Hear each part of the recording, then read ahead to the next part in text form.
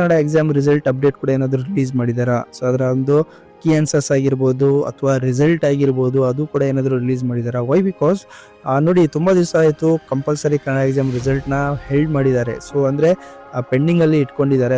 ಯಾಕಂದರೆ ಸೊ ನೋಡಿ ಆ ಒಂದು ರಿಸಲ್ಟ್ ಬೇಸ್ ಮೇಲೆ ಬೇರೆ ಎಕ್ಸಾಮಿನೇಷನ್ ಕೂಡ ಕಂಡಕ್ಟ್ ಮಾಡಬೇಕಾಗಿರ್ತದೆ. ಸೊ ಗ್ರೂಪ್ ಸಿ ಆಗಿರ್ಬೋದು, ಗ್ರೂಪ್ ಬಿ ಎಕ್ಸಾಮ್ಸ್ನ ಕೂಡ ಒಂದು ಹೆಲ್ಡ್ ಮಾಡಿದ್ದಾರೆ ಕಂಪಲ್ಸರಿ ಕನ್ನಡ ಎಕ್ಸಾಮ್ಸ್ನ. ಸೊ ಈ ಒಂದು ರಿಸಲ್ಟ್ ರಿಲೀಸ್ ಆದಮೇಲೆ ಆ ಒಂದು ಕಂಪಲ್ಸರಿ ಕನ್ನಡ ಎಕ್ಸಾಮ್ನ ಡೇಟ್ಸ್ನ ಅನೌನ್ಸ್ ಮಾಡ್ತಾರೆ. ಸೊ ಅಲ್ಲಿ ತನಕ ಡೇಟ್ಸ್ನ ಅನೌನ್ಸ್ ಮಾಡಿಲ್ಲ, ಅದನ್ನು ಪೋಸ್ಟ್ಪೋನ್ ಮಾಡಿದ್ದಾರೆ. ಹಾಗಾಗಿ ಅದ್ರ ಬಗ್ಗೆ ಏನಾದರೂ ಅಪ್ಡೇಟ್ಸ್ನ ರಿಲೀಸ್ ಮಾಡಿದ್ದಾರೆ KPSC ಇಂದ ಅನ್ನೋದ್ರ ಬಗ್ಗೆ ಈ ಒಂದು ವಿಡಿಯೋದಲ್ಲಿ ತಿಳಿದುಕೊಳ್ಳೋಣ. ಸೊ ವಿಡಿಯೋನ ಸ್ಕಿಪ್ ಮಾಡದೆ ಕಂಪ್ಲೀಟ್ ಆಗಿ ವಾಚ್ ಮಾಡಿ. ಹಾಗೆ ಯಾರೆಲ್ಲ ಏನು ಚಾನಲ್ ಸಬ್ಸ್ಕ್ರೈಬ್ ಮಾಡ್ಕೊಂಡಿಲ್ಲ ದಯವಿಟ್ಟು ಚಾನಲ್ ಸಬ್ಸ್ಕ್ರೈಬ್ ಮಾಡ್ಕೊಳ್ಳಿ, ಹಾಗೆ ಬೆಲ್ ಐಕನ್ ಕೂಡ ಪ್ರೆಸ್ ಮಾಡ್ಕೊಳ್ಳಿ.